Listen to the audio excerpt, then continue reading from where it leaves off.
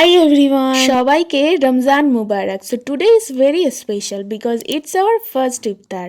Finally Ramadan is here. From the morning we were preparing for iftar. So I decided to record everything.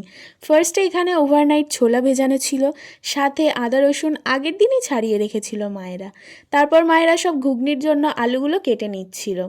তো এই তো সব ফলগুলোও চলে এলো বাজার থেকে। এখানে আছে আপেল, কলা, লেবু, পেয়ারা, তরমুজ, শসা আর শাখা আলু। তারপর মা আর মেজমা মিলে শাখা আলুগুলো সব ভালো করে ধুয়ে নিচ্ছিল। এই তো এর মধ্যে রান্নি দাদুও চলে এলো, আর এদিকে সব ফলগুলো কেটে নেওয়া হচ্ছিল। তারপর ঘুগনির জন্য আলু মটর সেদ্ধ করা হয়ে গেল। দেন পাপা শাঁখা আলুগুলো সব ভালো করে পিস পিস করে কেটে নিচ্ছিল। And it's me. তারপর ঘুগনির জন্য একটু চিকেন দেওয়ার জন্য রান্নি দাদু ভালো করে রান্না শুরু করলো। তারপর আমি ভিডিও বানাচ্ছি দেখে দাদু বলল, দাঁড়া মনা, আমি ভালো করে চিকেনটা নাড়ি আর তুই ভিডিও কর।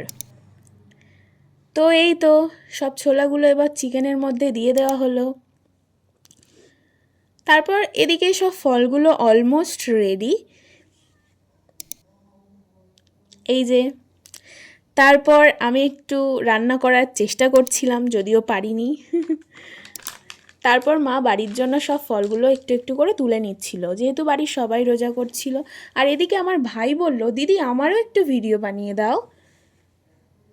তারপর রান্নি দাদু এসে বলল, নে মনা তাহলে আমারও ভিডিও বানা, আমি সব মশলা দিচ্ছি।